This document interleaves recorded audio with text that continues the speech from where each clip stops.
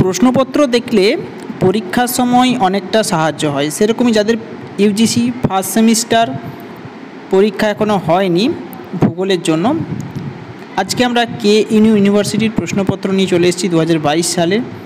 এমনকি আমাদের online class থেকে কিন্তু প্রচুর প্রশ্ন এখানে কমনও এসেছে। যারা আমাদের অনলাইন ক্লাস করো তারা মোটামুটি ভালো পরীক্ষাও দিয়েছো।